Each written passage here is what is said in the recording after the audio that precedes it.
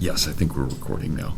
I'm not sure how long we're going to go today. I don't know if it'll be a full day, only because, of course, you really haven't had a chance to do the readings yet. So I'm hoping that you'll get started on the readings and have those available for when we meet next Tuesday. So we'll start with the Silmarillion on Tuesday, and there are a number of different things that I want us to go over, but that'll be the main one. And what we're going to do in this class, and so it's great to see all of you guys. I hope you're all doing well. I probably will in the future ask you guys all to sit up a little closer so that we can have more of a seminar style. So maybe next time when you come in, do that. We don't have to do it today, but do that so we can at least have some kind of almost quasi-circle as we're talking. We're going to do, I was missing my son. Hello, Harry. How are you? Doing well. Good. I'm glad you made it. Did you get lost getting over here? No, it's Good. So we're going to go through the semester. If you had a chance to look at the syllabus, there's a lot that we're going to cover. And so, obviously, I'm not an English professor. I'm a historian, but the English department has very kindly allowed me to teach this course in the English department.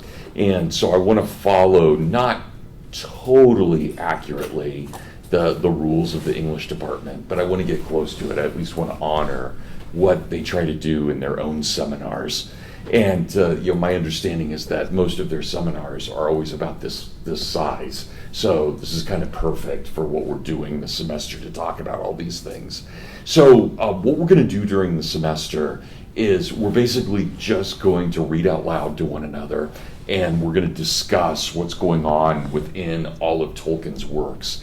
I'm guessing that none of you are in this class if you haven't at least read Tolkien before. You may not have read everything that we're going to cover in this class, but I'm sure that you've covered some of Tolkien, and you probably don't need that much of an introduction to him, but I'll give you one anyway, and we'll talk a lot about him, obviously, throughout the semester. So do try to follow as closely as you can the syllabus and what the readings are for each of those weeks.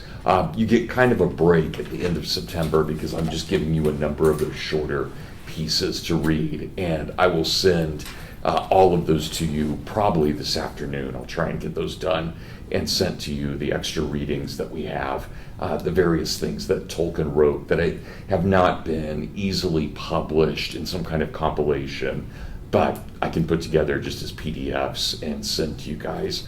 I don't know how to use Canvas or anything like that, so I apologize. I'm very low tech. This will just be emails of PDFs coming to you.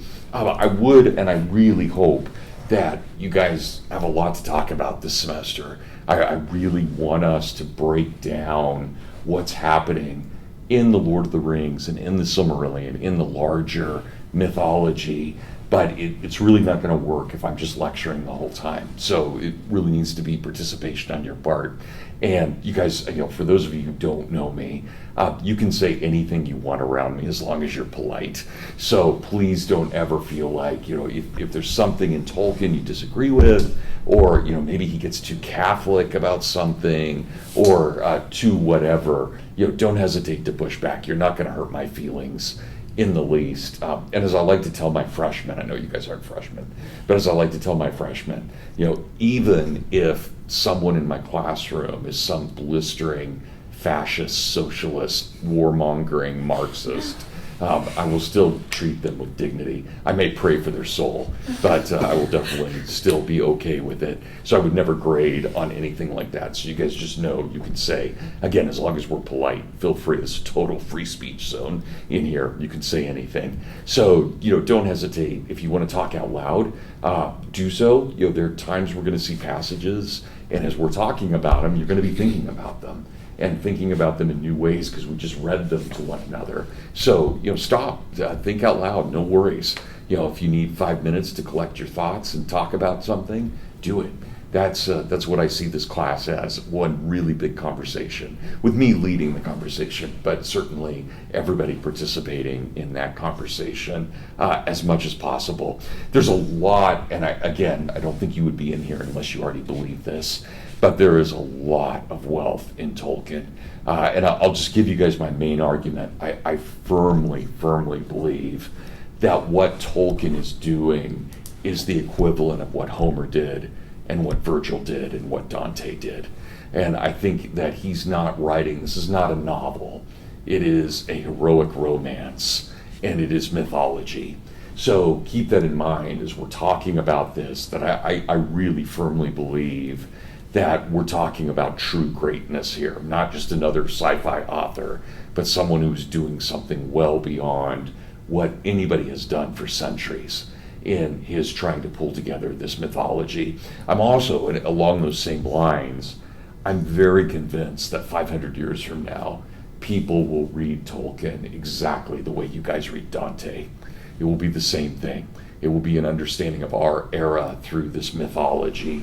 And so we need to talk a lot this semester about what mythology is. We need to talk about, Tolkien preferred the term Faerie.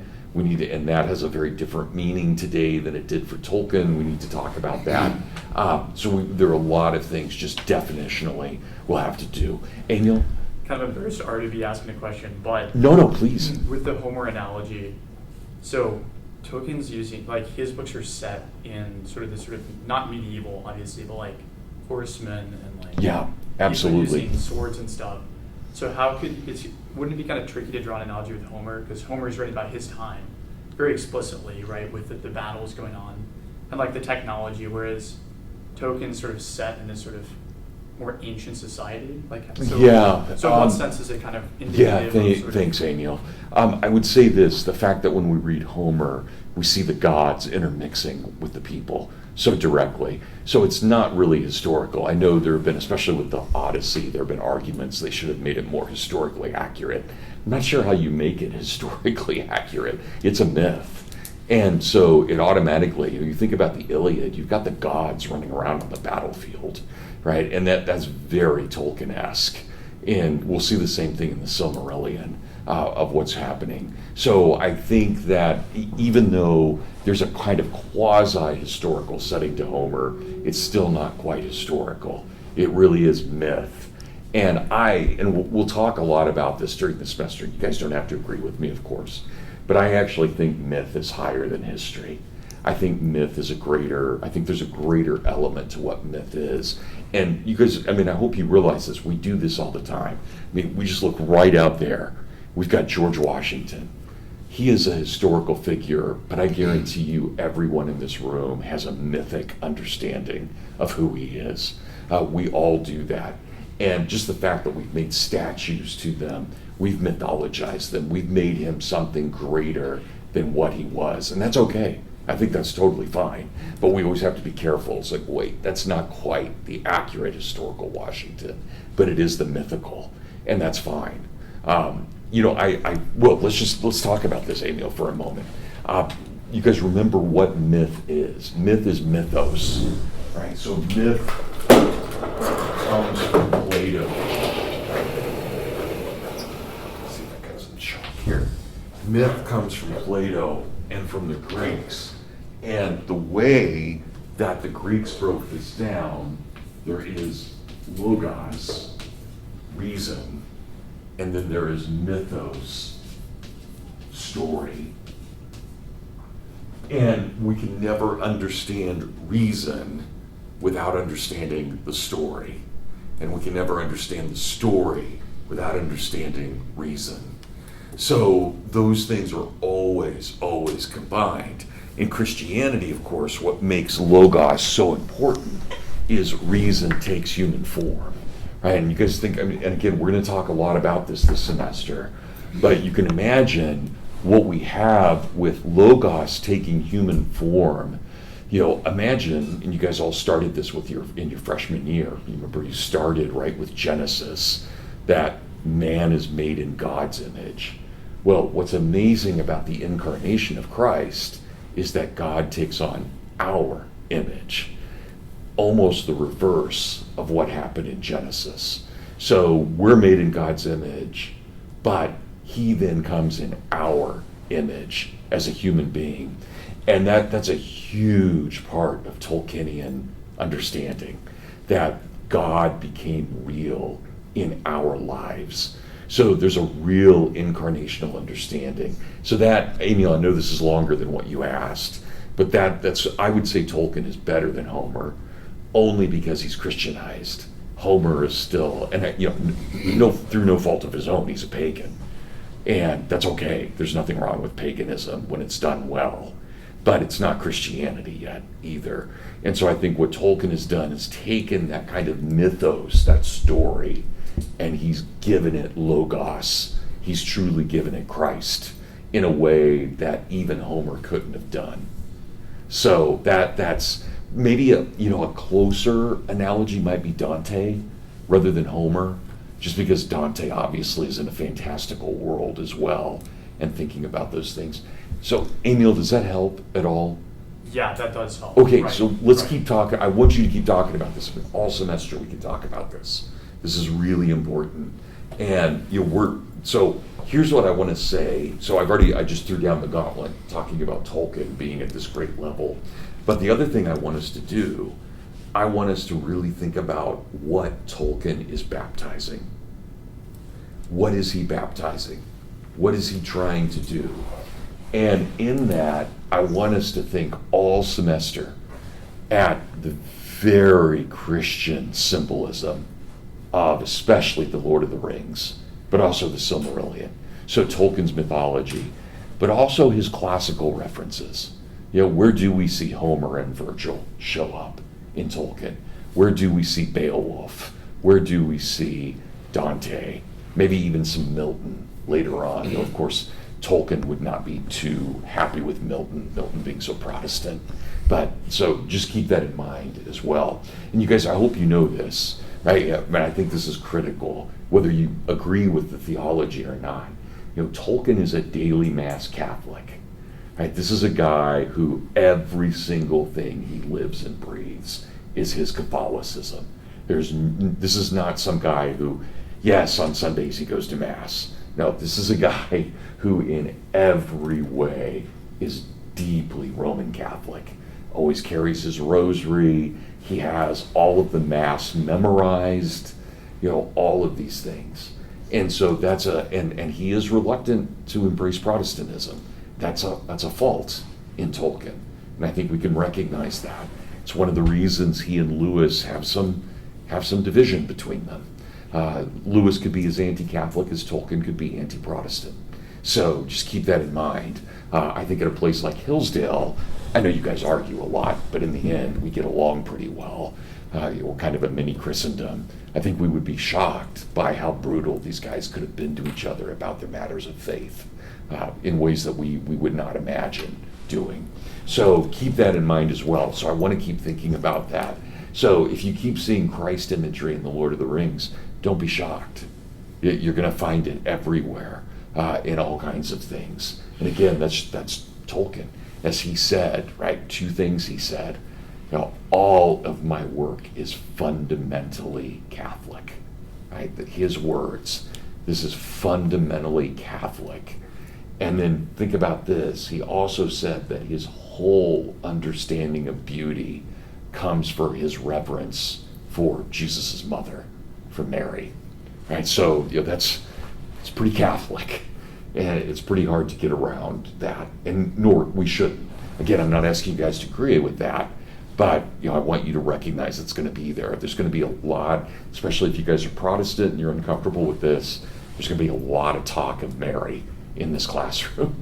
A lot. She's going to hover over, from day one, she's going to hover over this semester because she's so, you can't understand Arwen, you can't understand Galadriel, you can't understand Luthien without understanding the Virgin Mary and all of that. So, basically what you get with Tolkien, every woman in Tolkien is the Virgin Mary mixed with his mother, mixed with his wife. That they're all images, and he adores all three of them. Absolutely adores them. Okay, Zed. All right, good. So I didn't mean to get into all that yet, but that's great, all sparked by Emil's exactly what conversation is supposed to do. So absolutely wonderful that we're already having that discussion. Okay, so I've asked you guys to buy 3 books for this class. You got the Silmarillion. Can you hold that up real quick? that's that, and you've got it as well, Britta. That's exactly the Silmarillion I would like you guys to use. I think it's what, $22 at Amazon, right? So you'll make sure that you have that one. And then, did anybody bring the Lord of the? I did not. Did anybody bring the Lord of the Rings today? No problem if you didn't. I wouldn't expect you to. But I want you guys to use that gray single volume. And the reason is because we're going to be talking about this stuff so much that we don't need to be searching, or we don't need to spend our time searching in different editions what pages we're trying to be on. So I realize that for many of you, you had to buy new copies of The Lord of the Rings when you had perfectly good copies already, and I apologize for that. But I really do think, just for the sake of the class, we need to be in the exact same version overall. And I tried to get the cheaper, that gray, well, in American publishing, it's called a turtleback. I know Amazon lists it as a hardback, but it's a turtleback technically, right? It's got a soft shell, not a paperback, but a soft shell. I love that volume. It's great to hold. It looks good on the bookshelf, and it is just, I think, wonderful. So make sure that you get that one in particular. And again, if I remember right, it's $24 at Amazon. So I don't think that's going to break anybody's wallets by doing that. Yeah. Are those in the bookstore? Do they have them in the bookstore? I have no idea. Okay. Yeah, I'm sorry. I don't know. What's your name? Dallin. What is it? Dallin. Dallin. I don't know. I think they were. I think I forgot to turn orders in. Okay. But has anybody gone over there? Do they have any of this? They don't. Yeah, it's totally my fault. They asked me last spring to send in orders, and I forgot. So yeah, apologies for that. But yeah, well, I'm taping this, so I should be careful. But Amazon's cheaper. So yeah, okay, good. That'll come back and haunt me at some point. But anyway, yeah. So just make sure, and then get The Hobbit. You can get any edition of The Hobbit. I'm not particular, and we're only doing 2 days of discussion on that. So no big deal if we have different versions on that one. And there's only so much in The Hobbit, right? It's a children's story, and we'll see that. It's a clever children's story, but it's definitely a children's story, very different from The Lord of the Rings, but necessary as well. And then, like I said, we're also going to go through a number of Tolkien's other writings, in particular Leaf by Niggle. Anybody read that? This is a gorgeous short story, one of the most beautiful short stories you'll ever encounter. And then some other things that we're going to read already on September 8th. I've got to get this to you right away. We're going to read what's called The Conversation. And it's the conversation between an old, wise woman, kind of a seer, a human, and then an elf lord by the name of Finrod. And Tolkien had insisted that it be included in the Silmarillion. And Christopher ignored that and did not put it in the Silmarillion. We'll talk about I love Christopher, don't get me wrong, but there are things he did not do that his father wanted him to do. And what's fascinating about that conversation, it's a deeply philosophical conversation. You'll have to read it a couple of times to get it, but it's all about, if Jesus came, what form would he take in Middle Earth? So it's this, I actually, I taught it the first year I was here, and still a very good friend of mine, Father Anthony, his name was Jared then, but he converted to Eastern Orthodoxy because of that dialogue, and he's now an Eastern Orthodox priest. Great guy. But that's how powerful that reading is. It is truly amazing. And he said he had never, ever thought of the incarnation in the way that Tolkien presents it, even though it's fantasy, right? But in some ways it tells us more about Jesus than even the Gospels do, because it gets to the heart of the question, how could the painter enter his painting? It's a great question. How can the author enter his own book? How can God enter his creation? Right? And of course we think about that. How did God enter his creation? Through a teenage girl, brilliant girl, wonderful, amazing, full of grace, as the Bible tells us, but a teenage girl. And then think about where Jesus is born. He's born in a barn full of animals and dung. That's how God comes to us. That's incredible. I mean, just mind-boggling that our God would appear that way. So that's what Tolkien is getting at. And remember, for Tolkien, this is very serious. You don't talk about God in any kind of blasphemous terms at all. I'm also going to have you guys read On Fairy Stories. On Fairy Stories is Tolkien's spring of 1939 academic essay that he gives at the University of St. Andrews on what fairy means. And we're going to talk about that today as well, but what fairy means. And it's a very complicated argument. Again, it's one of those pieces you'll probably need to read at least 2 times to kind of get. But it's an academic essay. It's only 30-some pages long, and you'll get through it. And we'll talk it all the way through. And by the time we get to it, we'll have referenced it so many times that it'll feel comfortable. But it is a very complicated argument overall. And then I'm also having you read Tolkien's essay on Beowulf, which, for medieval studies, you always, even to this day, if you take Dr. Jackson on Beowulf, I'm sure you have to read Tolkien's Beowulf essay. It's the critical essay. Whether you agree with it or not, it's the critical essay. But really the bulk of the class is going to be the Silmarillion and then the Lord of the Rings. So that's what we're really going to focus on, and really 2 parts of Tolkien's manifestation of his greater mythology. One thing I would like you to do, let's talk about grades, more than one thing, but the grades. So because this is a 3-credit course, we're going to do this full-blown in terms of what I'm expecting from you. So you will have a midterm. Your midterm, I think I've already listed the date, but your midterm will be an essay of some kind. I'll give you a couple of essay questions, and then one of them will appear. And you guys will need to write in the blue book on that. And then you're going to have a final. And your essay and your final together are worth 65% of your grade. So 2/3 of your grade comes from your test. The other third, and this is what I want to talk about for just a little bit, the other third of your grade comes from a paper that you're going to write for me. And this paper needs to be about 15 to 20 pages. And let me say this, just so you guys don't panic about this at all. I am assigning it right now. It is a semester-long paper. This is not one of those kinds of papers that you want to start in mid-November, right? You need to really start thinking about it now. And I already have a due date for the first part of it. I want you guys to write a couple-page précis. Précis just means a synopsis, fancy term for an English paper. But I want you to write a synopsis of your argument, about a 1 to 2 page synopsis for me by September 17th. So basically between now and September 17th, and if I remember right, that's 4 weeks, I think, from today, you guys need to think about what's going on with your paper. You are welcome, and this is, you guys question me if this doesn't make sense. You guys are totally welcome to write about any single thing you want of Tolkien. Right? So if you want to write about Tolkien and the Virgin Mary, it's totally fine.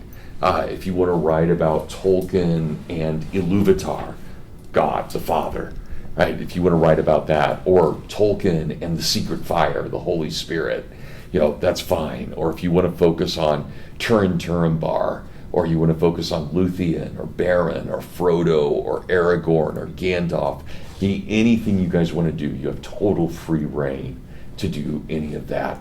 And of course, you think about the sources. You've got Tolkien's mythology, and then you might have something like Tolkien's letters as well, which I probably should put on hold at the library just because you're all going to be needing it.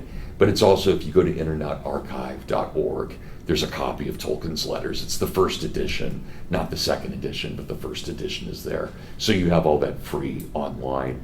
I also, and I'm happy to share any of this with you guys, I have every interview Tolkien ever did on PDF. I have everything he's ever written on PDF. I have a huge Tolkien library. So if there's some obscure thing like a Scottish interview from 1972. Believe it or not, I've got it. So all that you need, I've got. Okay, here's where it gets a little bit stretched. You're also totally welcome to write on C.S. Lewis. So if there's something about C.S. Lewis you would rather do than Tolkien, that's completely fine. So you can, again, anything you want to write about with Lewis, you're welcome to write about. You can also do the same thing with Owen Barfield, one of the Inklings and one of Tolkien's best friends. Barfield, if you guys don't know, I'm sure you're all familiar with Lewis, but Barfield was Lewis's best friend, even more. They were closer than even Tolkien and Lewis were. Barfield was his best, they were basically college roommates and stayed friends all of their lives. Barfield was never quite the Christian that Lewis was. Barfield was actually a heretic, in kind of a fun way, if heresy can be fun. His heresy was that he believed Jesus Christ was higher than God the Father. And the reason he believed that is because Jesus was both fully man and fully God, and therefore better than just God. And I mean, that's crazy, but it's one of those heresies you kind of think, oh yeah, I'm probably guilty of thinking that every once in a while too. So it's an interesting heresy. So if you're going to study Barfield, just know you're not going to get an orthodox Inkling, but a kind of heterodox Inkling as well. But he didn't die until 1997, so he was in his 90s when he passed away. He was the exact same age as C.S. Lewis. C.S. Lewis died, of course, at age 64 in 1963. You can imagine how different the world had been if God had given Lewis another 30 years, like he did Barfield, right? I would love another 30 years of Lewis. That would have been incredible. So you can also write, if you want, about Charles Williams, who's another one of the Inklings too. But again, he's really weird. He was a Satanist for a while before he converted to Christianity. And he's a strange guy. So just be forewarned that if you focus on him, he's a weirdo. So, okay, but does that make sense for everyone? So basically anything dealing with Tolkien or his close friends, you're welcome to write on. Okay, anybody have questions about any of that? Okay, so here's what we're going to do for that. So on September 17th, I want you guys to have your couple-page synopsis written for me. And it doesn't have to be perfect. It can be like a nice email to me. Don't have typos or anything in it, but it doesn't have to be profound. Just send me, basically write out a long email explaining what you're going to do, what sources you're going to use, what your topic's going to be. You don't have to clear that topic with me. I basically just gave you carte blanche with all of that you're welcome to focus on any of that. And again, think outside the box. So last time I taught this, I had a young man write, and he did a beautiful job. We're going to publish it at the Imaginative Conservative. He wrote a beautiful piece on why the dwarves are Tolkien's response to Judaism. And it was incredible. It was brilliant. So that, and dwarves have always, in European mythology, they've always been Jews. That's always, anytime you encounter a dwarf in European mythology, he's a Jew. But to do that and to show that even the dwarvish language is based on Hebrew, that was pretty cool of this guy. So, think outside the box, recognize that there's a lot that you can do. I'd love if you guys would do a whole paper on the elves. Why do the elves get to be immortal? That would be a great paper. It'd be hard, be a very philosophic paper, but there's a lot there that you could deal with. Or, what do you do with the orcs? Are these guys redeemable? Can you have a good orc? Right? Those are hard questions for something like Tolkien. And, they've gotten him in trouble recently, too, because of all the woke crowd now thinks Tolkien's racist. But, if you're not called racist at some point, you haven't done anything in life. So that's, at least at this point, right? So, Aniel? Can we use, other, magazine articles and other publications about Tolkien that aren't written by him or introduced by him? You can. I would use them sparingly. There's a lot of good scholarship out there. People like Tom Shippey, Beppe Pizzini. There's a lot of really good scholarship. So I don't mind you doing that as long as you remember primary documents matter more than secondary literature. But yeah, you're welcome. And in fact, if you even wanted to do a paper on the secondary literature of some aspect of Tolkien, that would be totally fine too, because then you're using the secondary literature as primary literature, right? So it's okay. But yeah, and you guys, I apologize. This is where I'm a historian more than an English prof. Primary matter really matters to me a lot. So, but again, secondary stuff is great. And, I can, Amiel, if you ask me to name like 20 Tolkien and Lewis scholars, I could do that really easily, just because there's so many good ones. I think some of the best scholars I've ever seen have gone into Tolkien and Lewis studies. They're just amazing people out there. In fact, I don't really know any duds. They're all really interesting. So, good. And again, you guys, I've been thinking about this stuff since I was 11 at 58. So, I've got a pretty good storehouse of these things. So, don't hesitate to ask me and to use my brain, even though it's what? I went to a rock concert last night. I went to see Rush in Detroit, and I didn't get home till 1, so my voice is a little gravelly. I've never breathed that much pot smoke before. And downtown Detroit is not exactly paradise. So it was, but the concert was amazing. But anyway, so sorry, I'm a little, if I seem a little out of it, that's why. I'm still recovering.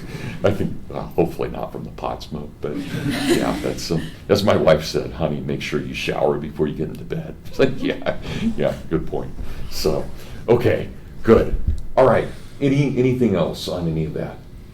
So, yeah. For the synopsis, would you like a clear thesis, or is it okay to be like, I'm going to explore this if I'm ready? Yeah, it doesn't have to be a clear thesis yet. I'm a really firm believer, and I would disagree, for example, with my great colleague and friend, Dave Stewart. Dave Stewart basically argues, you have your thesis, you start writing. My experience is very different from that. I find that I have questions when I start writing, but I don't really have a thesis until I'm about halfway done with a paper. Then I realize what I'm trying to say. So I really firmly believe that writing is a thinking process. And I can't do the whole outline before. So if you're in your précis, if you say, I think this will be my thesis, that's great. My guess is you just won't know quite what your thesis is yet. Does that make sense? Yes. Okay, good. Yeah, I mean, we really, in the history department, we go back and forth about this. And I'm definitely more on the hippie side of things. So, yeah. What's your name? Tanner. Tanner, thank you. Yeah, can I write it? Oh, are you Gelso? Yes. Oh, great. Good to meet you. Good to meet you. Can I write it on a Word document and just send you the PDF afterwards of the two-page summary? No, I would definitely like you to print something out for me. Okay. Yeah, so print something out for me and actually hand in a paper, if that's okay. I used to do everything electronically, but I just can't do that with my eyes. The summary as well, the two-page summary? Yeah, Okay. yeah, good. Okay, guys, great. So everybody's clear on the syllabus. Okay, and then the last thing that I want you to do is I would like if you look at the syllabus on November 23rd, that's right before Thanksgiving, and then the 2 classes right after Thanksgiving, I would like you guys to each do about a 10 to 15 minute presentation to the class about what your paper was on. And, I can't ask you guys to dress up, obviously. I'm in blue jeans today, and I'll probably be in blue jeans almost every day. But, so I can't ask you guys to dress up, but, if you would look nice when you made your presentation, and I'll actually sit back there and you guys do your presentation, that would be great. So, just look respectable. You don't have to look as good as Finn, but look respectable when you do that. Don't look like Harry. Yeah. So, okay, great. Okay, good guys. All right. Well, like I said, I don't have a full class plan today. I do have a couple of things that I want to talk about. And I'm so glad that Amiel brought up the question of Homer and how we might think of that. And so, yes, I want us to consider this idea of logos and mythos in a little bit greater detail. And obviously, Tolkien and Lewis are both deeply Platonic. They love Aristotle too, but it's Plato that matters so much for them. And if you guys remember, Plato talked about imagination stemming from logos. He talked about it as the idea of a divine madness.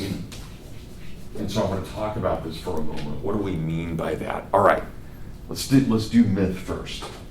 Mythos, mythology, story, history, very much related to the idea of mythos. History, we tend to think of as man only. And if you guys can just remember back to your heritage class, you had to read two historians. You had to read Herodotus and you had to read Thucydides. Thucydides is a historian. Herodotus is a myth maker. And why? Remember that when you read Herodotus, Herodotus loves the story of the gods. The gods are everywhere and they do crazy things and we admire them or we hate them for what they do. You read Thucydides, Thucydides is totally rational. He would never include, he may say, Lauren believed in this divine thing and therefore did something stupid, but he would never give credence to the divine thing. And so he's just man, it's a man story. And I don't know if you guys have had this experience. I find Thucydides totally boring. I mean, who cares to report the facts? I can go turn on CNN if I need that. I don't want that. I want some kind of meat. And so you read Herodotus, you never get tired of Herodotus. He's hilarious. He's patriotic. He is fervent. Why? Because the gods exist. And so what happens with myth properly defined is history with supernatural elements. That's what myth is. Myth is history with supernatural elements. So we'll get to this when we read on fairy stories later in the semester. But Tolkien tells us, what is the ultimate myth for anyone who is Christian? It is the death and resurrection of Christ. He's not saying it's not true. Myth does not mean falsehood. Myth is a human story with divine elements. That's what it is. And so for me to proclaim and to say, and I agree with Tolkien, to say the resurrection is the greatest myth ever told, that's not saying we should be skeptical about it. Quite the opposite. We should think this thing is so beyond our understanding that we have to put it in the realm of myth, not just history. It becomes history because for any of us who are Christian, it's our primary fact, right? We have the death and the resurrection. But I also would ask you guys to think about this. You also have to have the incarnation for all of that to happen. God has to become man, and God has to stay in Mary's womb for 9 months. She is the tabernacle for him. She is the new covenant in the sense of carrying what that covenant is. And so she matters a lot. And again, I realize if you're coming from a Protestant background, you only deal with Mary at Christmas time. But really, just for the sake of argument, we need to think about why she would hold a mythic place. And think about what she is. Here she's a young girl. She's a teenager, right, as far as we know. And the angel comes to her and asks her to be the handmaid of the Lord. And what's her response? My soul doth magnify the Lord. Right? It's not about Mary. Mary has just 100% utterly submitted to God. In every way, she has completely given herself over with not a single reservation. Right? Not one reservation. My soul doth magnify the Lord. And notice what she's saying. What makes Mary's soul great? The image of God placed within her. Right? And not just the image, but the physical being. Jesus has half his DNA from Mary. And you think about Mary would have breastfed Jesus. Who looked at Jesus' face more in history than Mary did? She gazed upon his face over and over and over again.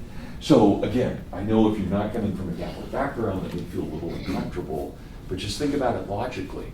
From a real theological perspective, she has to matter. She absolutely has to matter.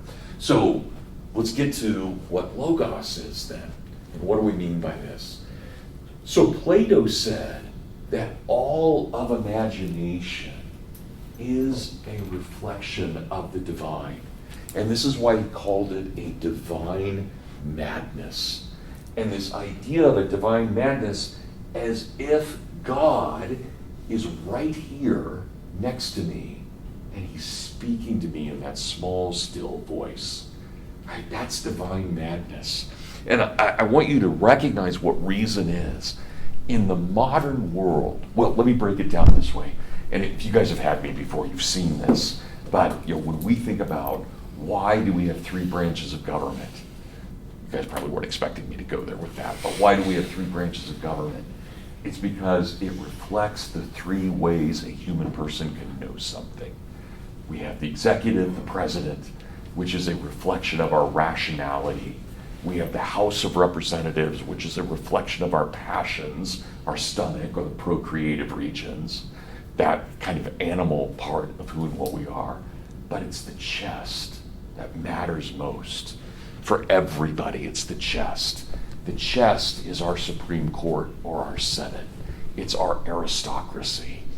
The chest is reason. So we say rationality with the head, passion with the stomach, reason with the chest. Reason in the modern world is a synonym for rationality. Don't ever think that in this class. We're going to use the ancient understanding of reason. Reason is the projection of God in our soul. So think about that. Think about John 1:9, Gospel of John, 1st chapter, 9th verse. What is man? Man is he who is enlightened by the Logos, right? That which enlightens every man. Let's think about that for a moment. That is reason. What is the Logos? Jesus. He lightens every man. So yesterday in Western Heritage, for those of you who had me in Western Heritage, you may remember this, we actually always start with Socrates. And I firmly believe, and granted, this is an argument that comes from C.S. Lewis, it's not me originally, but I firmly believe that Socrates was enlightened by the Logos, even though he came before Jesus, right? I think that the fact he dies for Athens, the fact that he dies for the God, the fact that he is willing to sacrifice himself for his beliefs, the fact that he tells us to turn the other cheek no matter what, in every circumstance, he's foreshadowing God. So I have no doubt that if every man is enlightened by Jesus, Socrates was given to us as a gift. I mean, I firmly believe that as a way to prepare the Greeks for the coming of Christ. Socrates isn't going to get us to heaven. I would hope that nobody would pray to him, but we can certainly recognize that he's a prototype of Christ. And we see that, we see it in Cicero too. Maybe not to quite the same extent, but we definitely see it in Socrates overall. So notice what's ironic about this. What is the soul? The soul is God projecting himself into us. And the irony is, that's what makes us most human. In other words, the thing that is most divine about us is also what makes us most human. Does that make sense for everyone? I mean, I want that to be just fundamental for this class, that we have to understand that. So, reason is the projection of God into us. And again, remember Mary. What does Mary say? My soul doth magnify the Lord. So God has shown his light unto me. I give it back completely with no blemish, right? The spotless mirror. And so there we have that idea. So that's what I mean. This all semester, we're going to talk about reason and what reason is. Reason is imagination. The best, it's not rationality. The best synonym we have for reason is imagination. The image of imagination that is placed within us. And so when I see someone like Lauren right in front of me, I don't just see a 21-year-old woman. I see someone enlightened by Christ. Part of the reason, it wouldn't matter if Lauren were black or Somali or Muslim, wouldn't matter. My soul sees her soul. And there's dignity in all of that, right? Lewis very famously called this the weight of glory. The idea that if we saw another person as God sees them, we would be blinded by their divinity. And that's not saying we're not fallen, we are, but that's the great kind of paradox. We are fallen human beings, and yet because of the incarnation, we also reflect God's divine will and his divine love. So it's always that balance. Humans are neither evil nor good, but striving for one against the other at all times. But again, it's that reason. So that's why, and we're going to see this all throughout the Lord of the Rings. And you guys just think back to it for a moment. Every time you've read it, how many dreams are there? How many visions are there? They are everywhere. Prophecies everywhere. Why? Because for Plato, dreaming was one of the greatest ways we know things.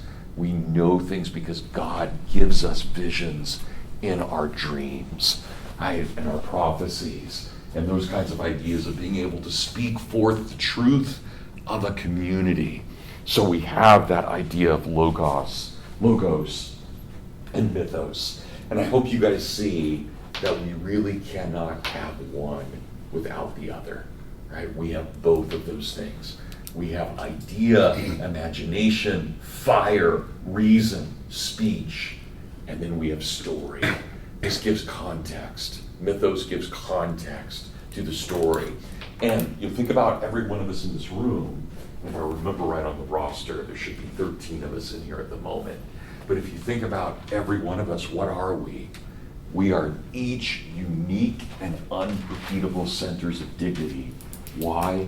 Because every one of us in this room is a new face of God. Every one of us.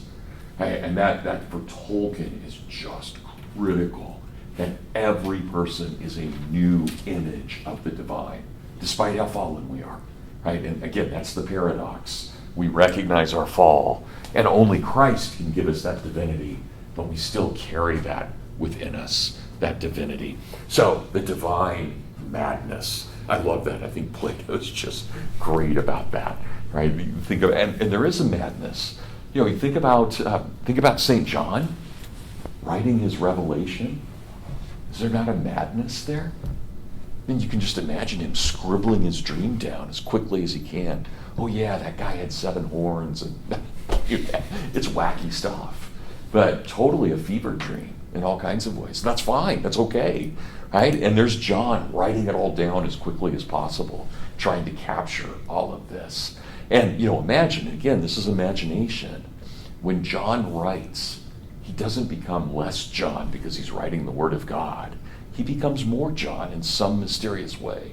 He becomes more himself the more he allows God to work with him and through him. And again, talk about a paradox. So we're going to have to keep thinking about that all semester. How does that work? Okay, you guys have any questions at this point? I've got 2 other things I want to bring up, but anything here? This all makes sense, especially the idea of reason and imagination? Okay, and Plato and St. John. All right, I brought in 2 of my favorite Tolkien books, which I thought about assigning to you guys this semester, but once I did the syllabus, we've already got too many things. We're already trying to cover too much. But I want to read to you, and if you guys don't mind, I'm going to do some reading, and I hope you guys will do reading for me all through the semester. I absolutely love being read to. It's one of my favorite things in life. I don't know if it's because I have such good memories of my mom reading to me when I was a kid, but I just love being read to. And I hope you guys, when you read in class, you'll do it with gusto. Don't be inhibited. It's like, I don't know if you guys did this, but we had, when I was in high school and college, this was very 80s, I'm a total 80s guy, but when we were in high school and college, we had dances almost every weekend. And I'm terrible, I'm a horrible dancer, and I just decided I never cared. If I looked like a total fool, I looked like a total fool. And I'm sure I did. I'm sure I looked like a complete idiot. But I hope you guys feel that way about reading. Just give it your all when you read. And don't worry about someone going, I doubt if we have too many cynics in a Tolkien class. So I think we all are a little bit romantic and want to see the best in everybody else. So read with gusto. Okay, this is a story that Tolkien wrote in the 1960s. It is called Smith of Wootton Major. Anybody read it? Oh, good. Okay. Smith of Wootton Major, it was Tolkien's response. He was asked to write an introduction to a book about G.K. Chesterton. And Tolkien he loved Chesterton as a young man. He had not read Chesterton in a while. And he went back and he was kind of disappointed in reading Chesterton. Chesterton wasn't as good as Tolkien had remembered him. And I think that's sad because I love Chesterton. But, Tolkien could be very cranky. And so he reads this and he thinks, Chesterton could have done so much more with this. He never had a theory of Faerie. He never knew quite what was going on. And so Tolkien, even though he was supposed to write this introduction, writes a novella. He says, okay, here's my response to Chesterton. I'm going to write this story. And I'm going to read from it here. And you're going to hear elements of The Lord of the Rings in it. But here's the story, the basic story. There is a very young boy, he's about 11, by the name of Smith. And his name is Smith because his dad is the blacksmith. And so he's the son, he's Smith's son. And he is the son of Smith, and he too will be a blacksmith. And in this town, it's a medieval village, and in this village, once a year, maybe it's every 7 years, I can't remember, but every once in a while they have this festival. And there's a guy who comes and he bakes a great cake, and only a certain number of children are invited to the festival, and they all get a piece of cake. And in the cake, there is a special, what's called, and this is an old understanding of this, there is what's called a Fae star. And we have to be careful about that because the pagans, modern pagans like witches, have reclaimed this. Fae means something witch-like now in 2026. It's not what Tolkien meant. Tolkien meant it was a part of Faerie. And I want us to think about what is Faerie, right? So let me put this into context. Obviously, Faerie now has been captured by the LGBTQ crowd. That is not in the least what Tolkien meant by it. And this is always kind of hilarious. But in World War I, not that World War I is ever funny, but this aspect of it is, in World War I, England had recruiting posters everywhere in the British Isles trying to get soldiers. And if you were to go into a working class neighborhood in, say, Birmingham, you would walk and there would be posters, and it would be a general named General Kitchener, and he'd be pointing his finger. He would say, I want you for the British military. Right? And we did the same thing. We took that poster and we had Uncle Sam do it. I want you for the US Army. That was our recruiting poster. But if you went to Cambridge or Oxford, the posters all said, Fairyland is under attack.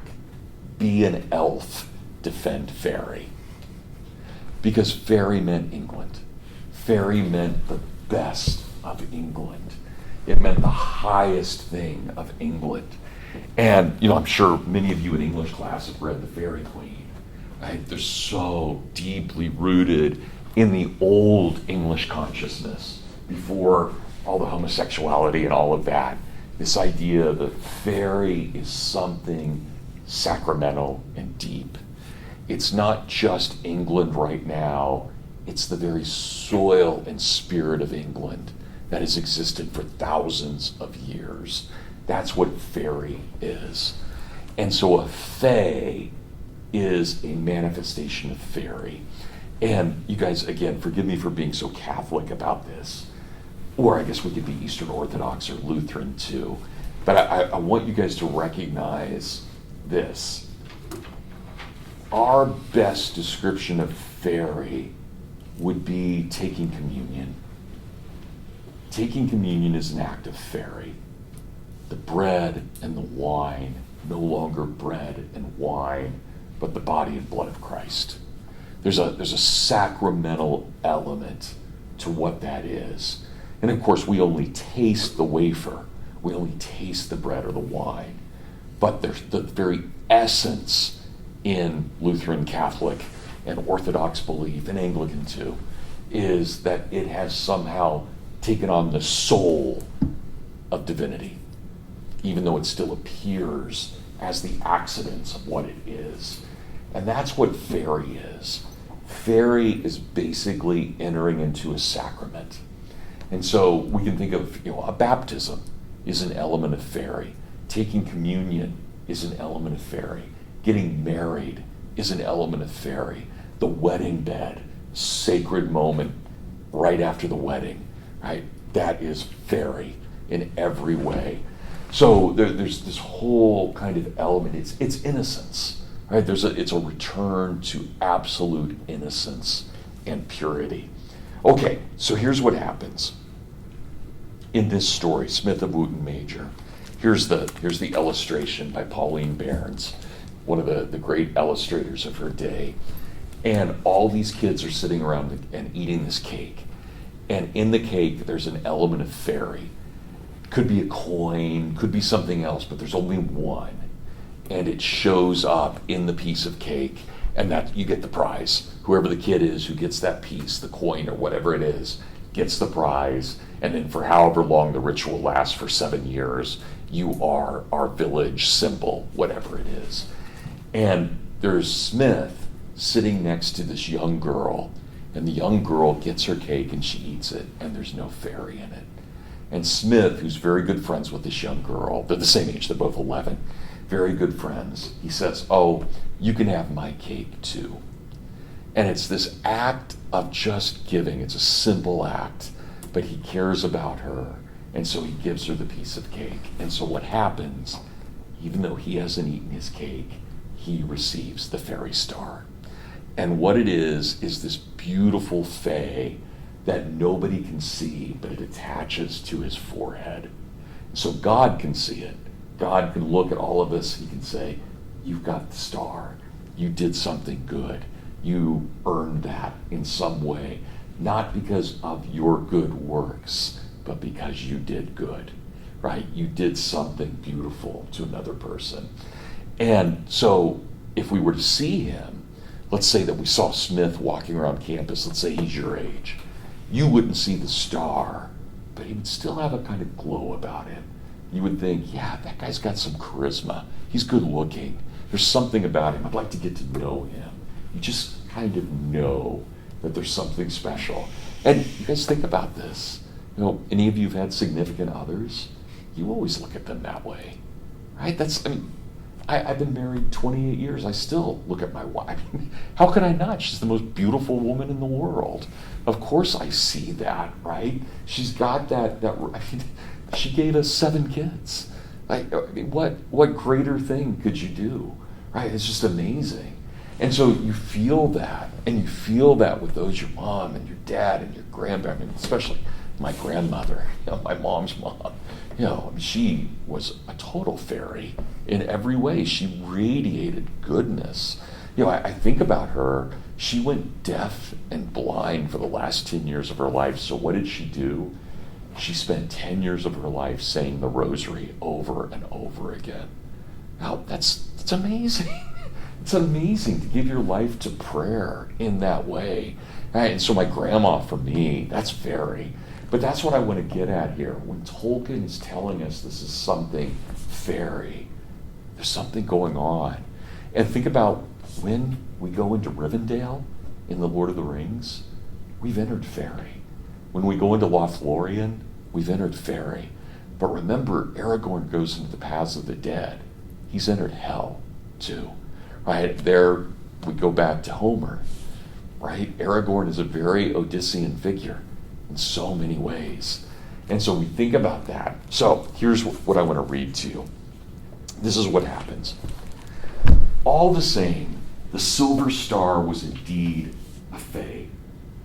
The apprentice was not the one to make mistakes about things of that sort. And what had happened was that one of the boys at the feast had swallowed it without even noticing it, although he had found a silver coin in his slice and had given it to Nell. that little girl who had cried next to him and had been so disappointed at not finding anything.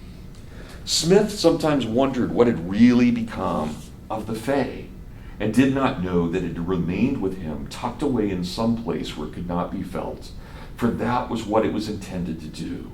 There it waited for a long time until its day came. The feast had been in midwinter, but it was now June, and the night was hardly dark at all. The boy got up before dawn, for he did not wish to sleep. At the date, he was 9 during the Faerie thing. Now, it was his 10th birthday. He looked out of the window. The world seemed quiet and expectant. A little breeze, cool and fragrant, stirred the waking trees. And then the dawn came. And far away he heard the dawn song of the birds beginning, growing as it came towards him until it rushed over him, filling all the land around his house, and passed on like a wave of music into the west as the sun rose above the rim of the world. Now, if that's not baptism, I don't know what is. Right? He's just been baptized. The wave of music, of bird song, goes into the west. It rushes over him at dawn on his 10th birthday. It reminds me of Faerie, he said to himself. But in Faerie, don't people sing too? And then he began to sing, high and clear, in strange words that he seemed to know by heart. Do you guys remember when Sam is in the tunnel and Shelob is there and Sam starts singing in Elvish? He doesn't know Elvish. This is not a language he knows at all, and yet he sings it perfectly. O Elbereth, greatest of women, help me. It's incredible, right? Just amazing. And this is grace, calling on grace. Right? I don't know the words. Give them to me. Sure, here you go, Brad. This is how you pray. Our Father, who art in heaven. Right? We don't have those words. They're given to us completely. And then he began to sing high and clear in strange words that he seemed to know by heart. And in that moment, the star caught in his open hand. It was bright silver now, glistening in the sunlight, but it quivered and it rose as if it were about to fly away. But without thinking, Smith clapped his hand to his forehead, and there the star would stay in the middle of his forehead, and he wore it for many years. Few people in the village noticed it, though it was not invisible, but it became a part of his face, and it did not unusually shine at all. Some of its light passed into his eyes, some into his voice, which had begun to grow beautiful as soon as that star had come to him. And he became ever more beautiful as he grew. People loved to hear him speak, even if it was nothing more than a good morning. He became well known in the country, not only in his own village, but in many others around about, for he was a brilliant smith. His father had been a smith, and he followed him in this craft and bettered him. Smithson he was called while his father was still alive, and then just Smith. For by the time that he was the best smith between Far Easton and Westwood, and he could make all kinds of things of iron in his smithy. Most of them, of course, were just plain, but they were useful. They were meant for daily needs. He made farm tools, carpenter's tools, kitchen tools, pots, pans, bars, bolts, hinges, pothooks, fire dogs, horseshoes, and the like. But they were always strong and lasting. But they always had a grace about them. Being shapely in their kind, they were good to handle. They were beautiful to look at. But some things, when he had time, he made for delight alone. And these, they were beautiful. For he could work iron into wonderful forms that looked as light and delicate as a spray of leaves and blossom, but kept the stern strength of iron, or seemed even stronger. Few could pass by one of his gates or lattices that he made without stopping to admire it, and no one could pass through it once it was shut. He sang when he was making things. And when Smith began to sing, everybody would stop their own work and come watch him at the smithy. Right? Just beautiful. So in every way, this guy radiates grace. He's a Christian. He radiates grace. And notice, none of this was what he did, except he gave his piece of cake to Nell. That's all that mattered. He did a good thing. And God rewards him absolutely for that good thing. That good thing did not earn him that reward, but the good thing showed to God that he was a good man and deserved this. So that's what I wanted to read to you. It's a beautiful, beautiful story. It's also, again, very Marian. On the cake, there's always a statue of a beautiful woman. And Smith goes into Faerie. He starts making journeys into Faerie. And as he does, he encounters the Mother of God. And he falls down and he apologizes. He says, the statue that we made of you could never in any way match your beauty. I'm so sorry that we have such a trinket to acknowledge your greatness. She says, I adore any gift that's made for me. Just so cool. So it's great. It's great stuff. But anyway, wonderful. Okay, last thing today. I'm going to read to you, and we're going to come back to this. I'm going to send you guys this. There was a poem that Tolkien wrote for C.S. Lewis. So on September 13th of 1931, Tolkien and Hugo Dyson and C.S. Lewis were talking very late into the morning, until about 3 in the morning. And Tolkien and Dyson convinced Lewis that Christianity was real. We'll talk more about this, but this is the moment when Lewis converts. All because of this conversation, this late night conversation. They're young men. And these are guys in their 30s, all young professors who love each other. They're just talking late into the night. And Lewis says, yeah, I believe that. That makes sense. And so Tolkien writes this poem called Mythopoeia. And again, I'm going to send this to you. It'll be part of the batch of things that I send. But he writes this poem called Mythopoeia. And it's all about Lewis's conversion and why Lewis converts. And so this is what he says. I'm only going to read. We're going to go over this poem repeatedly throughout the semester. In fact, once I send it to you guys, I'd like you to print it off and bring it to class. Just tuck it in to the Silmarillion or the Lord of the Rings. We're going to keep coming back to it. It's a long poem, but I'm going to read just a couple of stanzas here from it. Trees are not trees until so named and seemed, and never were so named till those had been whose speech's involuted breath unfurled, a faint echo and dim picture of the world, but neither record nor photograph, being divination, judgment, and a laugh. Response of those that felt a stir within, by my deep monition movements that were kin to life and death of trees, of beasts, of stars, free captives undermining shadowy bars, digging the foreknown from experience, and panning the vein of spirit out of sense. Great powers they slowly brought out of themselves, and looking backward they beheld the elves that wrought on cunning forges in the mind, and the light and dark on secret looms entwined. Now that's very complicated, but I want to sum it up this way. Tolkien tells us that in the beginning was the Word.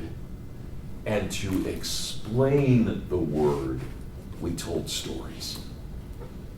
Story does not come first. The Word comes first. And so when I see a tree, why do I know it's a tree? Because Adam named it a tree. He knew the Word. He knew what the Word was. And we take that very seriously. And so for Tolkien, and you think about his invented language, Elvish, one of his many invented languages. He came up with an Elvish word, and then he said, there has to be a story behind this word. And that's how he wrote his tales. The word came first, and then the story. And so he's telling us we need to recognize that as well. Now, what's the first thing I learn about Lauren? I learn her name. the Word. Then I get to know her. I get the story. Oh, she's from California and she's studying politics and she's doing all of this. And she has a dad who has the same music taste that I do. All of these things, right? I get to know her. There's the story. There's the context of who and what she is. But the Word came first. The heart of man is not a compound of lies, but draws some wisdom from the only wise, and still recalls him.